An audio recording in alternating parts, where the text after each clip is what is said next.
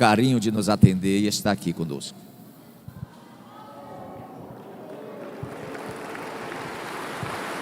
Deus abençoe.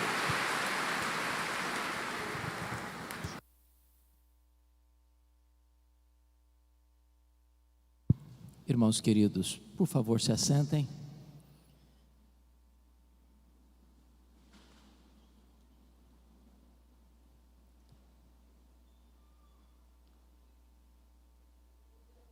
Deus está neste lugar. E o Deus que está presente é o Deus que fala.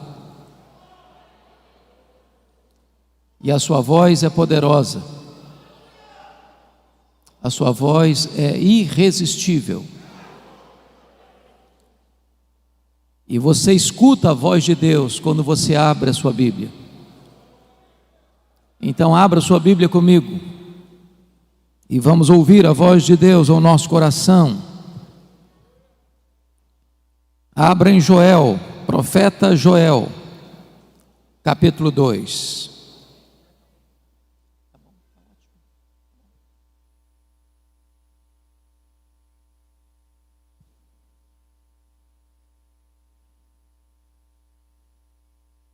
Profeta Joel, capítulo 2.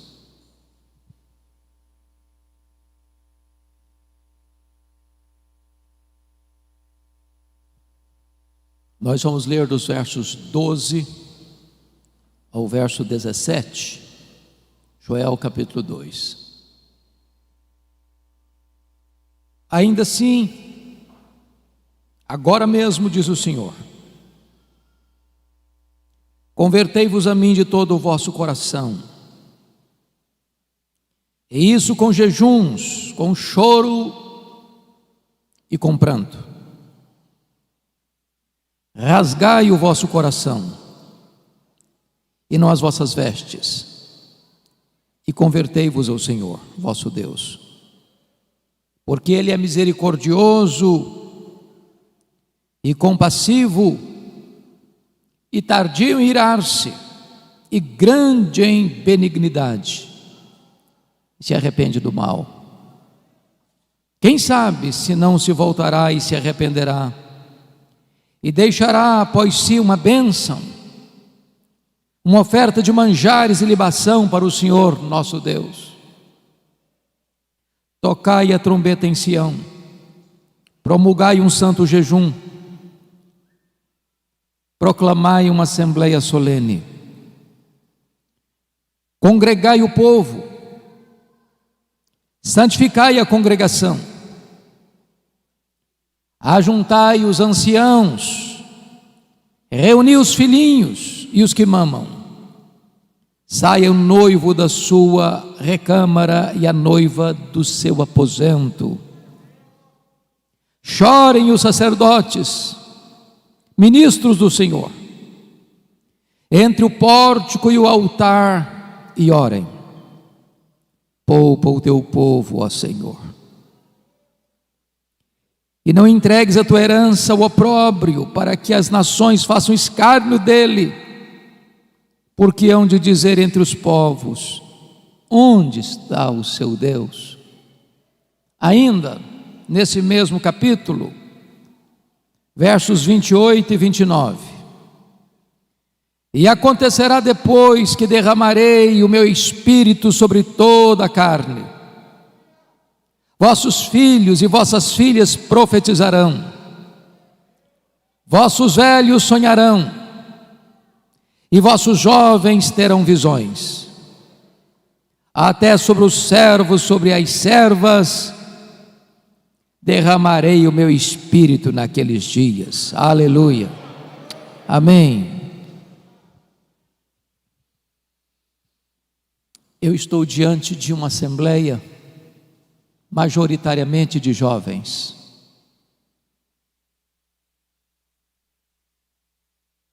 E eu quero dizer a vocês, jovens, e aos demais irmãos,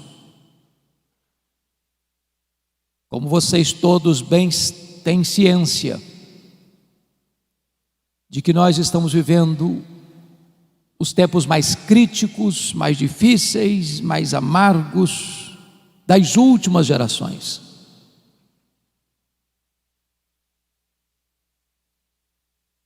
Nós estamos vivendo um tempo onde concentradamente, deliberadamente, forças sobre-humanas e forças das trevas têm agido sem pausa para destruir os fundamentos da família, da igreja, da sociedade. Certamente há uma grande onda de cristofobia no mundo.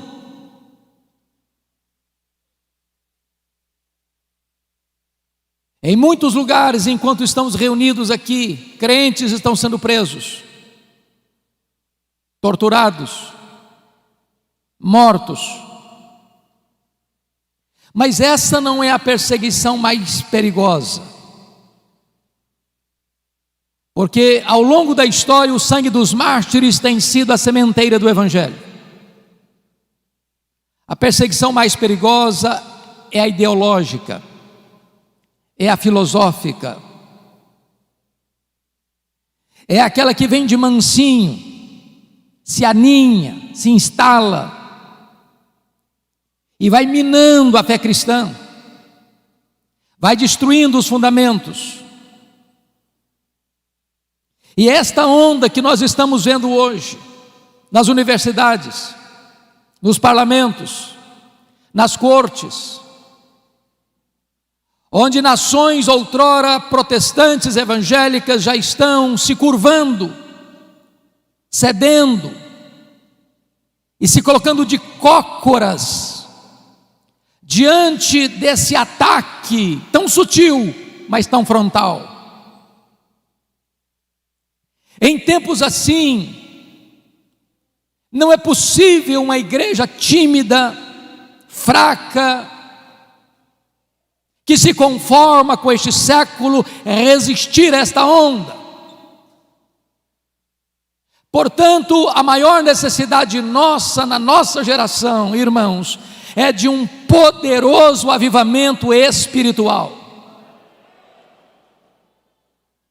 Talvez você olhe para o cenário, onde na Europa a igreja parece estar coberta de cinzas, onde você olha para a América e vê as denominações históricas rendidas ao liberalismo,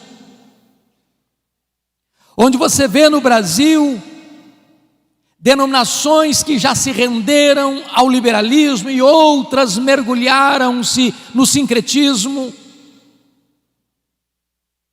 onde uma onda de ateísmo cresce no mundo, inclusive no Brasil. Você diz, diante dessa crise, desse cenário cinzento, como esperar um avivamento? Como crer num avivamento? E eu quero dizer a vocês que os grandes avivamentos da história nasceram do ventre da crise. A crise não é um impedimento para a ação de Deus. A crise muitas vezes é o caminho mediante o qual Deus se apresenta à sua igreja, porque quando o homem não tem saída para os seus problemas, Deus abre um caminho no deserto, Deus abre um caminho no meio do mar, Deus faz o seu caminho na tempestade.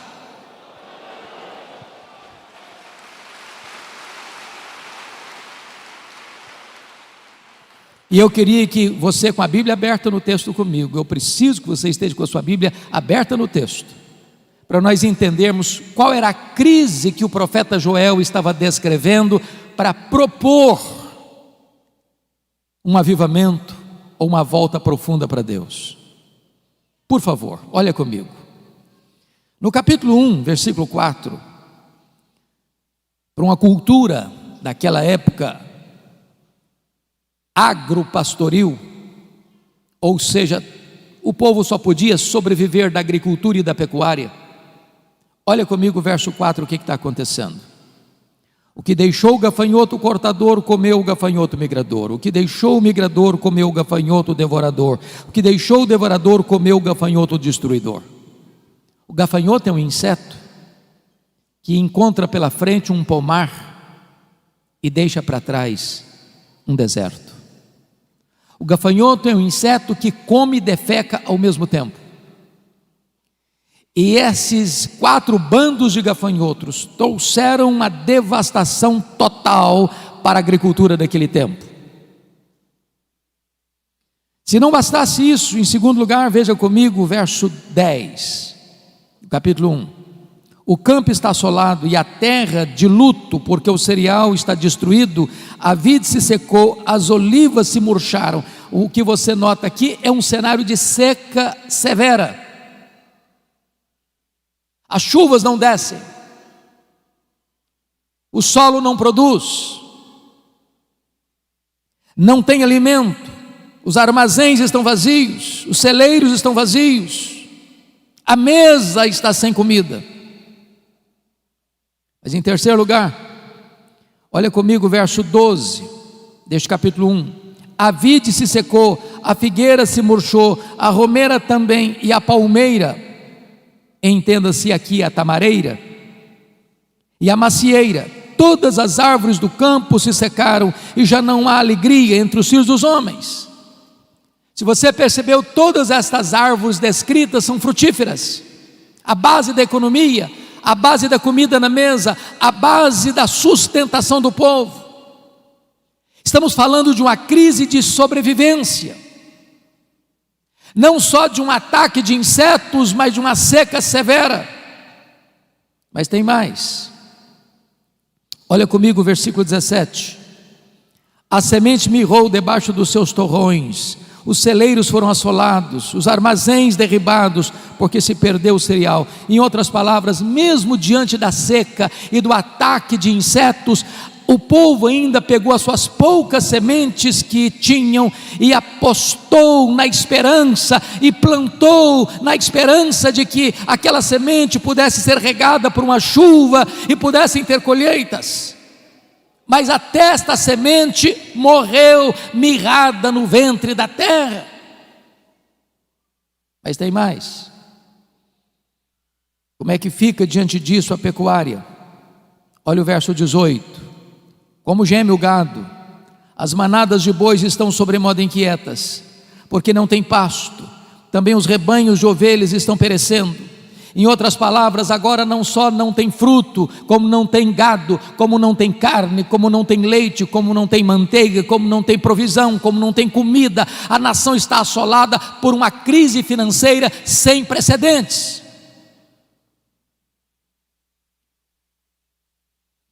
Se você perceber, a crise não fica só aí. Quando chega no capítulo 2, o profeta faz a descrição de uma invasão militar. Muito provavelmente ele está descrevendo aqueles dias vividos pelo rei Ezequias, quando o reino do norte, cuja capital era Samaria, caiu no poder da Síria. E agora este mesmo poderoso exército que derrotou as 10 tribos do norte, cerca Jerusalém. Um poder irresistível.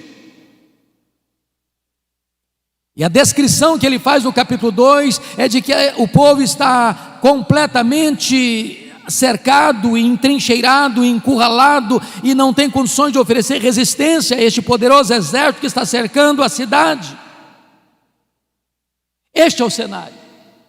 Crise política, econômica. Se você perceber comigo no capítulo 1, versículo 9, a igreja está sofrendo as consequências. Cortada está da casa do Senhor a oferta de manjares e a libação, e os sacerdotes, ministros do Senhor, estão enlutados. Então tem crise na igreja, tem crise no Estado, tem crise na economia, tem crise na política, tem crise social, tem crise para todo lado. O que fazer numa hora dessa? É aí que entra o capítulo 2, versículo 12, que nós lemos. Ainda assim, agora mesmo, diz o Senhor, convertei-vos a mim. O Brasil está em crise, o mundo está em crise. Os homens estão desesperados.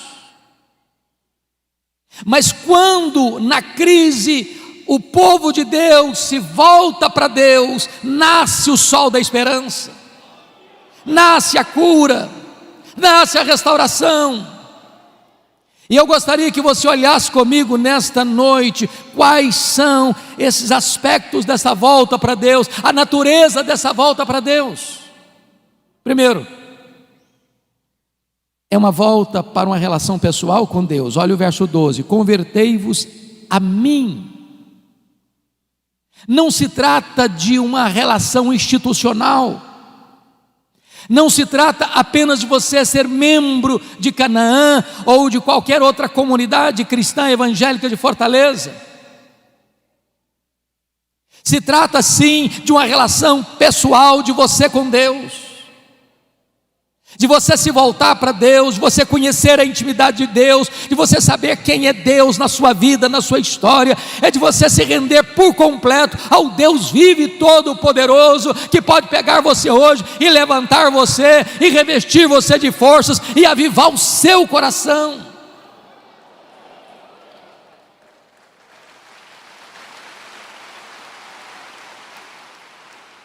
Mas em segundo lugar, irmãos, esta volta é uma volta com profundidade, porque o texto diz: convertei-vos a mim de todo o vosso coração. Não é aquela volta para Deus porque o calo está doendo, não é aquela volta para Deus porque você está desempregado, não é aquela volta para Deus porque você está enfermo, não é aquela volta para Deus porque o seu casamento está abalado, não é aquela volta para Deus para resolver um problema familiar urgente. Você pode ter todas essas motivações, e é bom que você volte nessas circunstâncias, mas quando o problema vai embora, quando a situação se resolve, muita gente se volta para trás e continua longe de Deus do mesmo jeito. Como diz o profeta Oséias: ó Israel, o teu amor cedo passa. Deus quer que você se volte para Ele com profundidade, de todo o seu coração, que Ele seja o amado da sua alma, que Ele seja o prazer da sua vida, que Ele seja o deleite do seu coração, que Ele seja a sua maior riqueza, que Ele seja o seu maior tesouro, que Ele seja a sua riqueza e a sua herança.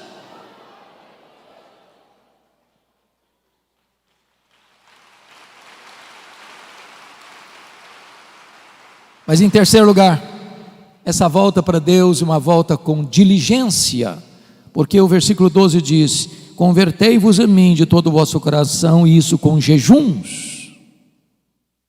Parece-nos que este é um exercício espiritual, uma disciplina espiritual desprezada nos nossos dias. O que é jejum? Qual foi a última vez que você jejuou para se voltar para Deus? Jejum é quando você se abstém do bom pelo melhor. Quando você come, você se alimenta do pão da terra. Mas quando você jejua, você se alimenta do pão do céu.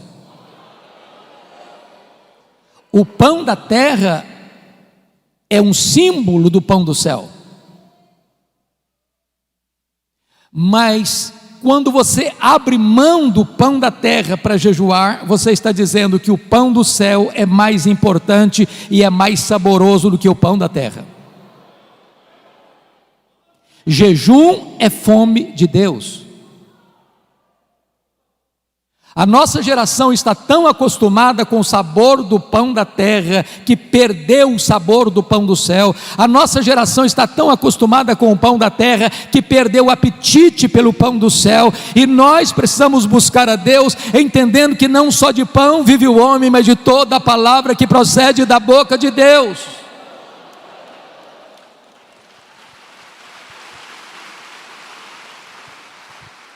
O apóstolo Paulo, escrevendo aos Coríntios, disse: portanto, quer comais, quer bebais, quer façais qualquer outra coisa, fazei tudo para a glória de Deus. Nós comemos para a glória de Deus e nós jejuamos para a glória de Deus. Então você pergunta: se eu como para a glória de Deus e se eu jejuo para a glória de Deus, qual é a diferença então entre comer e jejuar? É que quando você come para a glória de Deus, você se alimenta do símbolo do pão do céu. Mas quando você jejua para a glória de Deus, você se alimenta do próprio pão do céu. Oh, irmãos, nós precisamos nos voltar para Deus, desejando mais a Deus do que as bênçãos de Deus, mais a presença de Jesus, como cantamos, do que dinheiro, do que sucesso, do que prazeres. Mas em quarto lugar, irmãos, essa volta para Deus, confiram comigo, esta volta para Deus precisa ser uma volta com quebrantamento, porque o verso 12 ainda diz: convertei-vos a mim com choro e com pranto. Às vezes nós estamos voltando para Deus com o coração seco demais e com os olhos enxutos demais. Qual foi a última vez que você chorou voltando-se para Deus?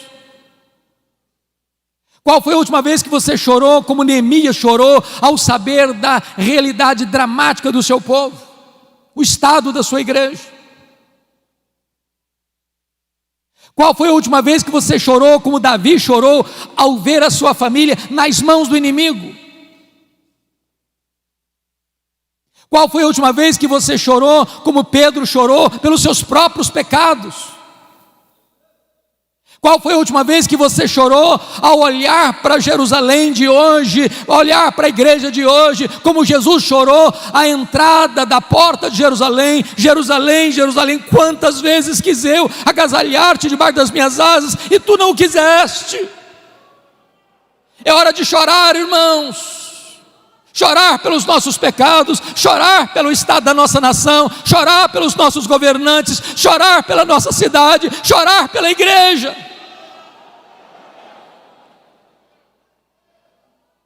Mas notem mais, esta volta para Deus, em quinto lugar, precisa ser uma volta com sinceridade, porque o verso 13 diz: rasgai o vosso coração e não as vossas vestes, e convertei-vos ao Senhor vosso Deus. O que significa isso? Esta cerimônia de rasgar as vestes acontecia quando alguém ficava muito chocado, atônito com a situação de escândalo, de vergonha, de pecado, de opróbrio. Então, quando as pessoas viam alguma coisa muito triste, muito dolorosa, muito escandalosa, e elas ficavam com um senso de vergonha diante daquela realidade, eles rasgavam as roupas. Mas de repente, a cerimônia ou o fato de rasgar as roupas foi se tornando um hábito, um costume, e virou um emblema de uma espiritualidade hipócrita, mentirosa,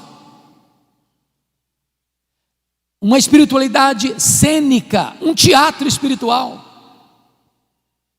E sabe, irmãos, não tem nada mais perigoso do que o nosso coração enganoso.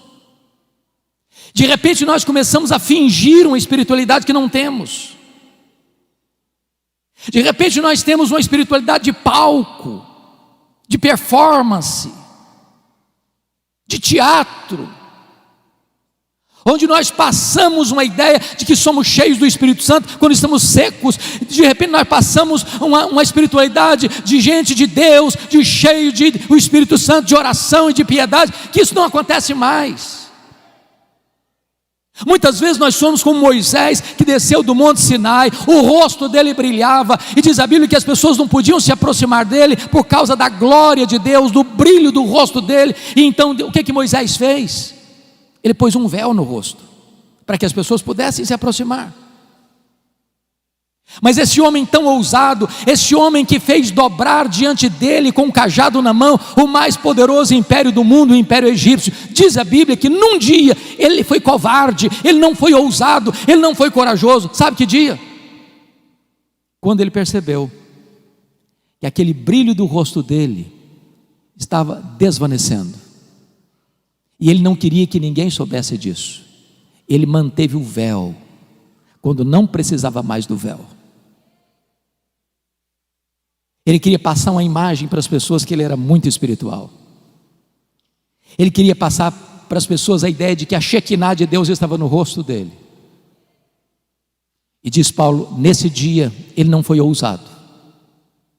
E você e eu, se queremos experimentar um poderoso reavivamento espiritual, precisamos ter muito cuidado com os clichês, com os jargões que nós criamos.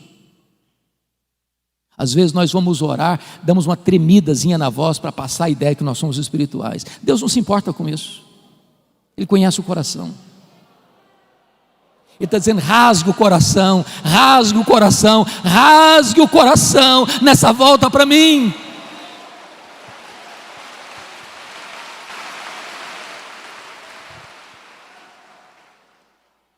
Mas notem comigo, irmãos, segundo ponto que eu quero dizer para você, não só a natureza desta volta, mas a urgência dessa volta.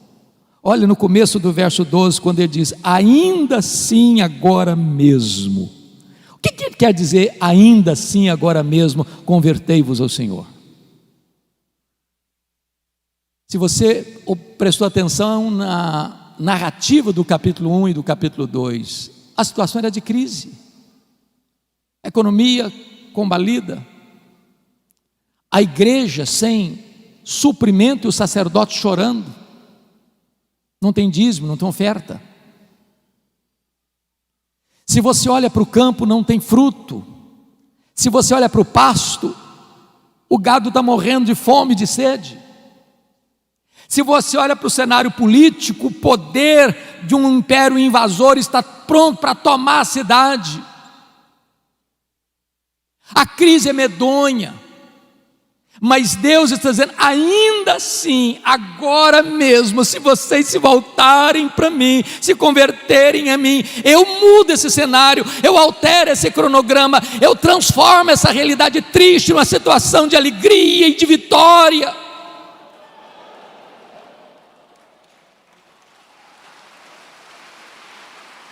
Os destinos de uma nação, irmãos, não estão nas mãos dos governantes.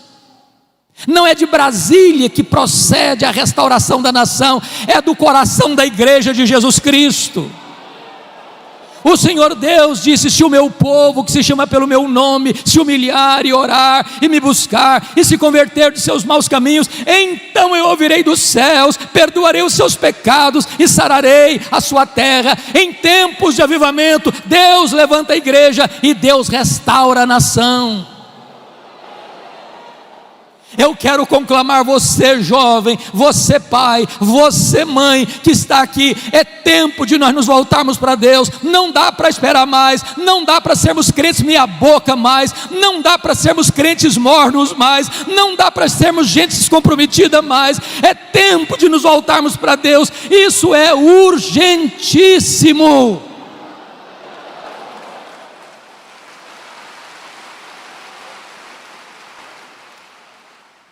Mas em terceiro lugar,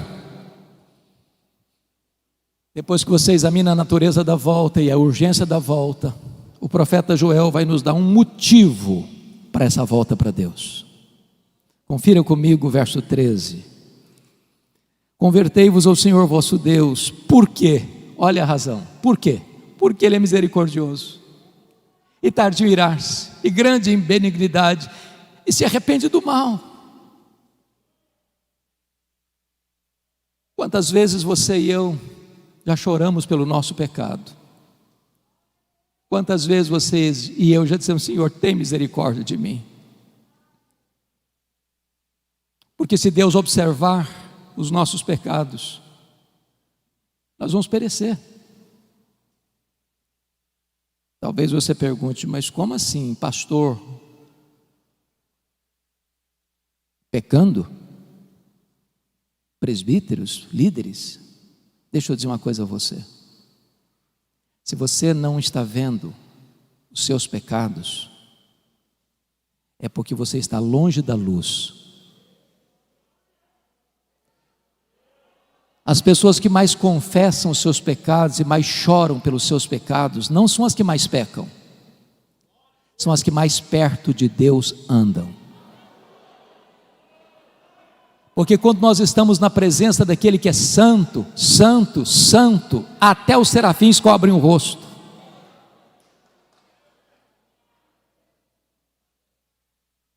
Talvez uma das maiores necessidades nossas, meus irmãos, é que Deus abra os nossos olhos para entendermos quão santo é o nosso Deus. E este Deus é o Deus que é compassivo e benigno. Ele habita lá no alto e sublime trono, mas Ele habita com abatido e contrito de coração. E se você se voltar para Ele, Ele se volta para você. Se você correr para Ele, Ele vai abraçar você, Ele vai tirar suas vestes sujas, Ele vai restaurar a sua vida, Ele vai fazer uma festa com a sua volta, e você vai ter uma alegria tão gloriosa e bendita da comunhão com Ele. Então você e eu não temos que fugir de Deus, nós temos que correr para Deus. Se você, jovem, está pecando contra o seu Deus, se você caiu, se você desobedeceu, se você está longe de Deus, não fuja de Deus, fuja para Deus. Ele é o abrigo, Ele é o perdoador, Ele é o restaurador, Ele cura, Ele liberta, Ele salva, Ele levanta, Ele enche com o Espírito Santo, Ele usa a sua vida para a glória do seu nome. É a misericórdia dEle que nesta noite deve nos levar de volta para os seus braços.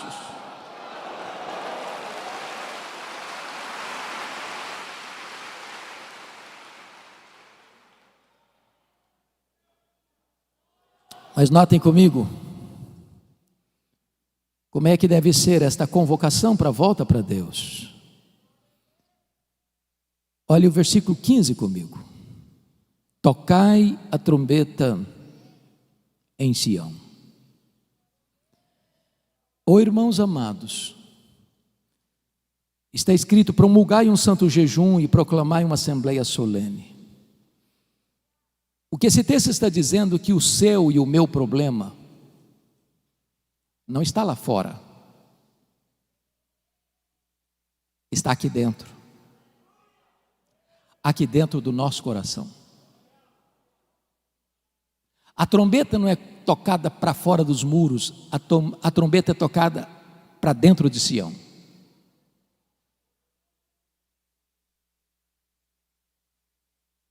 Somos nós que temos que fazer um concerto com Deus. Somos nós que temos que nos voltar para Deus. O mundo lá fora não conhece a Deus.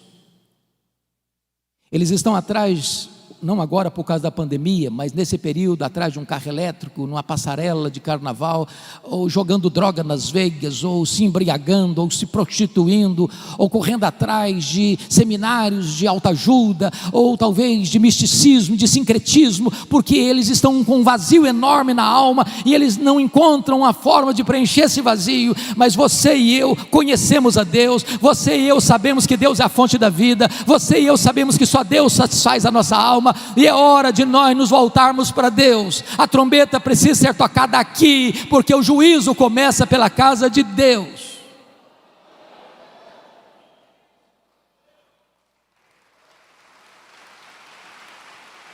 O nosso maior problema não vem de fora, mas vem do nosso próprio coração. E é curioso, meus amados, que há um momento em que o jejum deixa de ser particular. Jesus disse que quando você for jejuar, não é se, é quando, porque pressupõe que crente jejua. Você deve lavar o rosto, você não deve fazer propaganda, você não deve trocar trombeta. Mas há um momento em que a crise é grande e é geral. Esse jejum não é mais particular, esse jejum é convocado, é conclamado, ele é geral, ele é para todos. E quem sabe nós precisamos hoje, irmãos, dizer: meu Deus, nós precisamos nos voltar para Ti. E todos precisam voltar. Você precisa voltar. É necessário conclamar um jejum solene, uma convocação solene, uma assembleia solene, para que todos se voltem para Deus. Mas quem são esses integrantes que vão voltar para Deus? Confira comigo, por gentileza, o versículo de número 16: congregai o povo, santificai a congregação, ajuntai os anciãos. Primeiro, os anciãos. Quem são os anciãos? São os líderes. Os primeiros a pôr o pé na água são os líderes. Os primeiros a acertar a vida com Deus são os líderes. Os primeiros a buscarem a Deus são os líderes. Os de cabeça branca precisam puxar essa fila.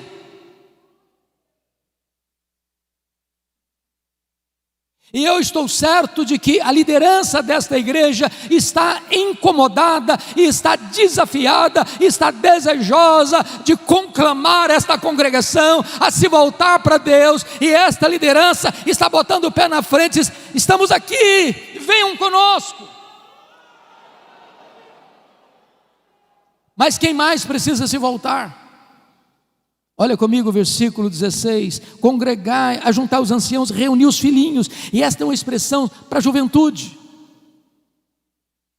Lugar de jovem curtir a vida não é no mundo. Lugar de jovem viver a plenitude da vida é na presença de Deus. E eu quero convidar você, adolescente, eu quero convidar você, jovem, a colocar a sua juventude nas mãos de Deus e a buscar a Deus.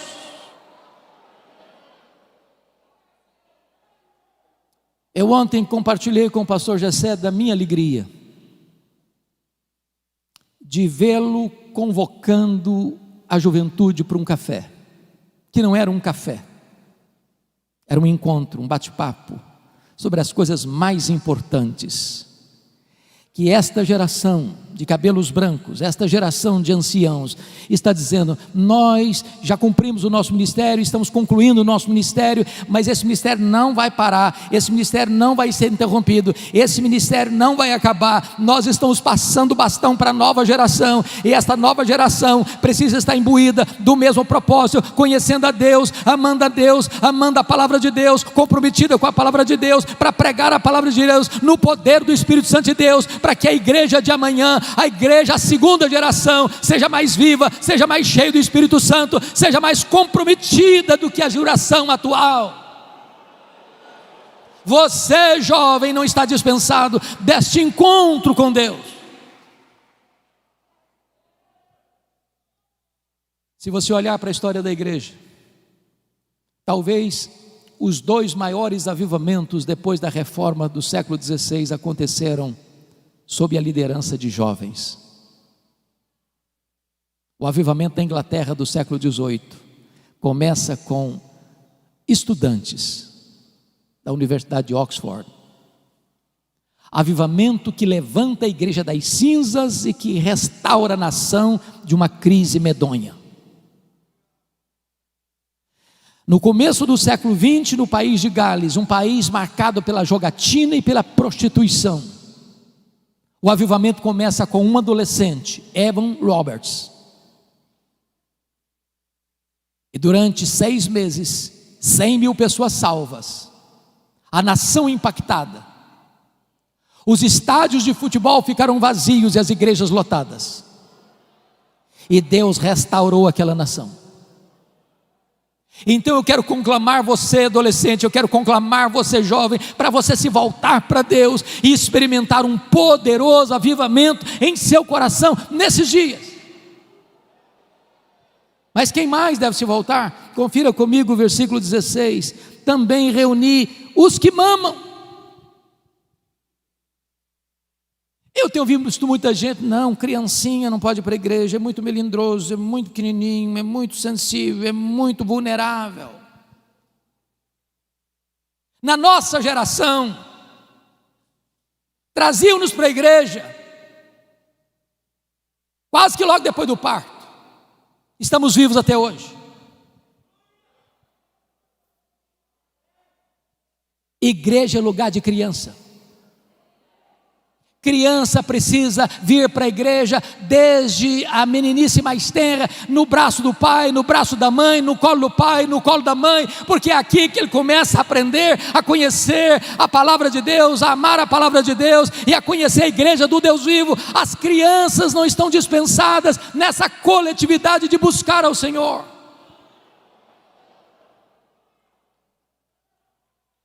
Mas preste atenção.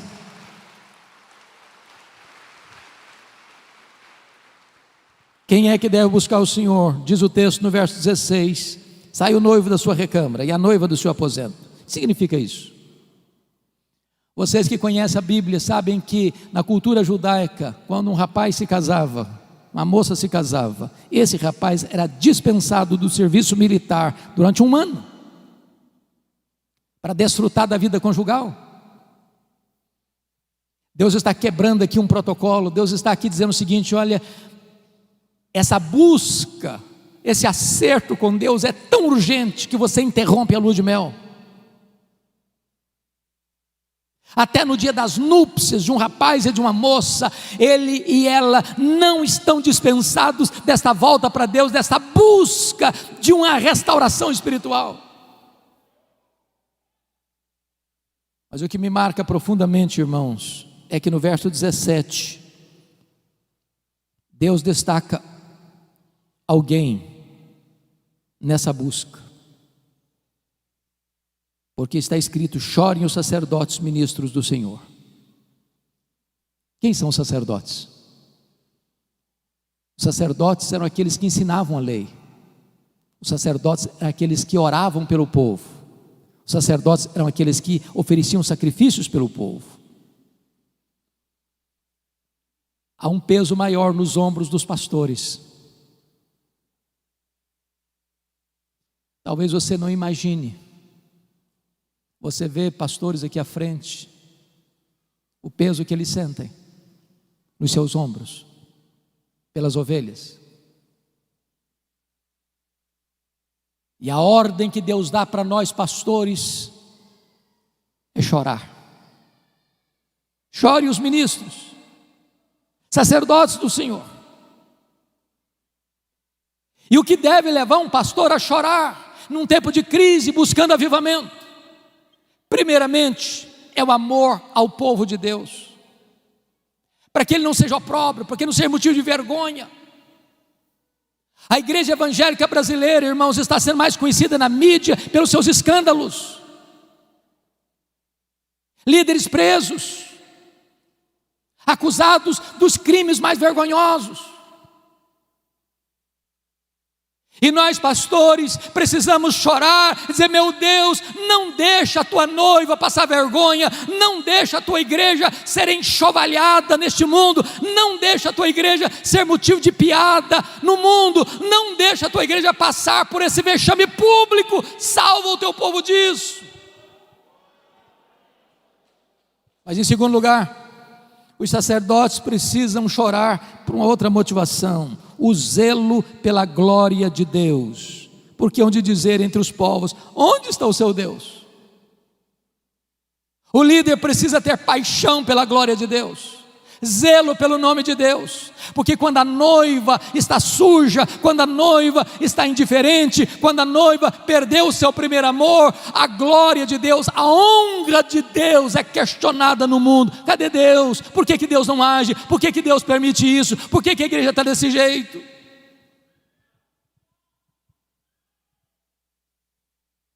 Mas notem comigo, irmãos, que quando o povo atende à conclamação de Deus, um milagre extraordinário começa a acontecer. E a primeira coisa, confira comigo o verso 18, porque tem uma palavra aí que é a dobradiça do texto, é o elo de ligação do texto. Então, o Senhor se mostrou zeloso da sua terra e compadeceu-se do seu povo. Irmãos, nós aguardamos esse tempo de avivamento. Sabe o que vai acontecer? Deus reverte tudo aquilo que estava descrito de crise no capítulo 1. Se não, vejamos. Primeiro, olha o versículo 19 comigo. E respondendo lhe disse: eis que vos envio o cereal e o vinho e o óleo, e dele sereis fartos, e vos não entregarei mais ao opróbrio entre as nações. A economia é recuperada. Quem restaura a economia é o próprio Deus. Segundo lugar, olha comigo o versículo 20. Diante do cerco do inimigo, olha o que vai acontecer: mas o exército que vem do norte eu removerei para longe de vós, lançá-lo-ei em uma terra seca e deserta. O inimigo que está entrando, invadindo, ameaçando, Deus o dispersa, Deus dá livramento. Terceiro, numa época de chuva, de seca, olha o resultado no verso 23. Alegrai-vos, pois, filhos de Sião, regozijai-vos no Senhor vosso Deus, porque Ele vos dará em justa medida a chuva, fará descer como outrora a chuva temporã e a serôdia. Agora não tem mais seca, tem chuva. Quarto lugar, diante do ataque dos gafanhotos. Olha o resultado no verso 25: restituir-vos-ei os anos que foram consumidos pelo gafanhoto migrador, pelo destruidor, pelo cortador, o meu grande exército que enviei contra vós outros. Agora preste atenção.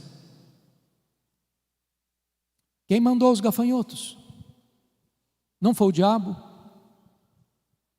Eles não vieram de moto próprio. O próprio Deus mandou os 4 grupos de gafanhotos como disciplina ao seu povo, para que o seu povo se voltasse para Ele. Oh, irmãos amados, Deus está tocando trombetas aos nossos ouvidos. A crise mundial é uma voz altissonante de Deus à sua igreja: meu povo, volte-se para mim, volte-se para mim, volte-se para mim. Que quem tem poder de reverter essa crise sou eu. Quem tem poder de suspender essa crise sou eu. Quem tem poder de levantar a igreja e restaurar as nações sou eu.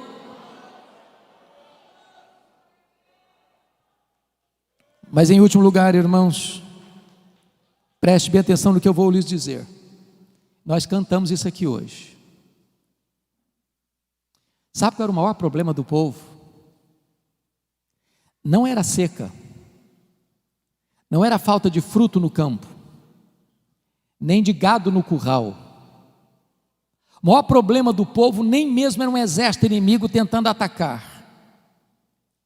O maior problema da igreja, preste atenção nisso, não é nem a presença do diabo. O maior problema da igreja é a ausência de Deus. Foi o que Paulo disse: se Deus é por nós, quem será contra nós?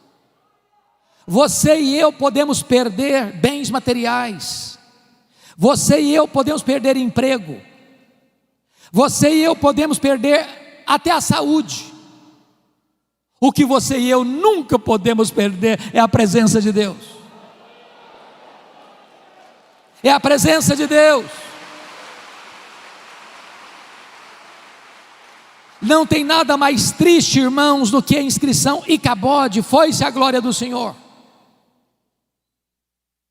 É por isso que está escrito no verso, confira comigo aí por gentileza, 27, sabereis que eu estou no meio de Israel, e que eu sou o Senhor vosso Deus, e não há outro, e o meu povo jamais será envergonhado. É a presença de Deus, é a presença de Deus, é a presença de Deus. Eu quero concluir, levando você agora para os versos 28 e 29, porque está escrito assim: e acontecerá depois, preste atenção, não antes, e acontecerá depois. Depois de quê? Depois que o povo de Deus se volta para Deus de todo o coração, com jejuns, com choro, com pranto, rasgando o coração e não as vestes. Depois que o povo de Deus se volta para Deus, olha a promessa: e acontecerá depois que derramarei o meu espírito sobre toda a carne. Vossos filhos e vossas filhas profetizarão, vossos velhos sonharão, vossos jovens terão visões, e até sobre os servos e sobre as servas derramarei o meu espírito naqueles dias. Sabe o que aconteceu, irmãos? Essa promessa de Joel, mais de 600 anos depois, se cumpre no dia de Pentecostes. E quando Pedro se levanta, porque o povo está perguntando o que quer isso dizer, atônito, uns achando com preconceito são galileus, outros com desprezo, estão bêbados. Pedro se levanta e diz assim: não, eles não estão bêbados. O que está acontecendo aqui é o que disse o profeta Joel: e acontecerá depois que derramarei do meu espírito sobre toda a carne. E esta promessa não é apenas para nós, não é apenas para vós, é para os vossos filhos, é para aqueles que estão ainda longe, é para quantos o Senhor nosso Deus chamar. Significa o seguinte: essa promessa de Joel é para a igreja evangélica, Assembleia de Deus, Ministério Canaã. Esta promessa é para você que está aqui hoje, nesta noite. Esta promessa é para você que está acompanhando este culto pela internet. Esta promessa é para a igreja evangélica brasileira. Esta promessa é para os nossos dias.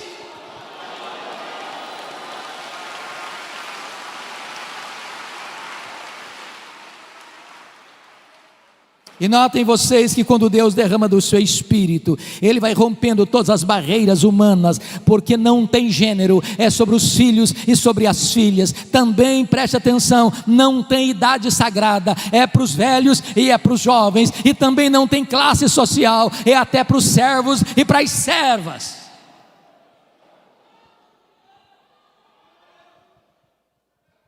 E diz o texto, duas coisas eu destaco para fechar: vossos filhos e vossas filhas profetizarão. Ô pastor, como é bom ter a perspectiva de ver jovens se levantando para pregar. Deixa eu lhes dar um pequeno testemunho. Quando eu nasci, minha mãe me consagrou para Deus, para ser pastor, porque ela tinha que fazer uma escolha entre a vida dela e a minha. O médico disse: não dá para salvar os dois, tem que fazer uma escolha. E a minha mãe disse: eu não abro mão desse filho, estou pronto a morrer por ele, a dar minha vida para ele, mas eu não desisto dele. E a minha mãe fez um voto para Deus e disse: se esse filho sobreviver, eu quero que ele seja um pastor, eu o consagro para ser um ministro do Evangelho. Deus ouviu a oração da minha mãe e eu nasci. Mas a minha mãe, sábia que foi, nunca me contou esse projeto dela com Deus, porque ela não queria que eu fosse sugestionado para um seminário. Ela queria que Deus me chamasse. E o meu sonho de criança, de adolescência e de juventude era ser advogado e político. Eu não abria mão de assistir todos os comícios da minha cidade. No dia que eu fiz 18 anos, eu tirei meu título, me filiei num partido e tinha sonhos. E um dia eu estou conversando com um homem de Deus e disse para ele: depois que eu realizar os meus sonhos, que eu for um homem bem sucedido profissionalmente, eu vou entrar num seminário, fazer teologia e me preparar para servir a Deus melhor. E esse homem, usado por Deus, botou o dedo no meu nariz e disse: você quer dar as sobras para Deus? Deus quer você agora, com a sua juventude, com a sua inteligência, com a sua força. E aquela palavra entrou no meu coração como uma flecha. E aquele dia foi o dia do meu chamado para o ministério. Eu quero dizer para você, jovem, que hoje esteve no café da manhã, e outros mais que Deus há de levantar, que você possa se levantar para ser um pregador poderoso da palavra de Deus na nossa geração. Que o melhor dos nossos filhos se levantem como pregadores nessa geração. Vossos filhos e vossas filhas profetizarão. Mas tem mais, está escrito aqui: vossos velhos sonharão. O que significa isso? Não é que você comeu um pouco mais no jantar e de noite sonhou, não. Se você perceber a marca do velho, e eu posso dizer isso porque meus cabelos já estão brancos, é que nós vivemos das glórias do passado. Nós começamos a ler a vida pelas lentes do retrovisor. E quando um velho está cheio do Espírito Santo, ele começa a olhar para frente, ele começa a ter planos, ele começa a sonhar, ele começa a projetar, ele começa a ter alvos elevados. Ele é um Caleb que com 85 anos quer conquistar uma montanha. Então deixa eu dizer uma coisa para você que de cabelos brancos: não tem aposentadoria no reino de Deus. Enquanto você tiver fôlego de vida, enquanto você tiver um fiapo de vida, você está convocado a fazer a obra de Deus.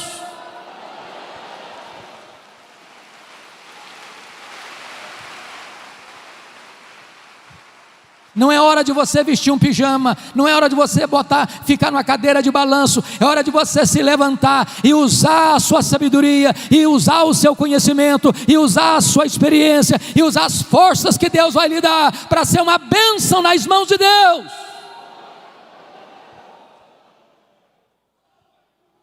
Mas o texto conclui dizendo: e os vossos jovens terão visões. Claro que não está falando também de visões místicas. A marca do jovem é ter força, mas falta-lhe a experiência. Mas um jovem cheio do Espírito Santo, ele é mais sábio do que um velho insensato. Um jovem cheio do Espírito Santo, ele tem visão da obra de Deus, e ele quer alcançar grandes coisas para Deus. E a nossa oração, irmãos, é que Deus se compadeça de nós, para que nós nos levantemos, crianças de peito, adolescentes e jovens, noivo e noiva, recém-casados, servos e servas, velhos e jovens, todos nós nos levantemos dizendo: Senhor, o Brasil está em crise, o mundo está em crise, a igreja está em crise, mas em tempo de crise o Senhor pode soprar sobre nós o teu sopro. Em tempo de crise, o Espírito Santo pode vir sobre nós como um vento impetuoso e encher toda esta casa. Em tempos de crise, o Espírito Santo pode descer em línguas como de fogo e pousar sobre cada um de nós, e ficarmos cheios do Espírito Santo. E uma igreja cheia do Espírito Santo, ela não teme prisões, ela não teme açoites, ela não teme a morte, ela não teme perseguição, ela não teme martírio, ela não teme pobreza, ela não teme o diabo, ela não teme o mundo. Ela vai avançando, e ela vai avançando, e ela vai conquistando, e a glória de Deus vai se manifestando, e os cativos vão sendo libertos, e os pecadores vão sendo salvos, e um grande avivamento há de varrer a nossa nação para a glória de Deus.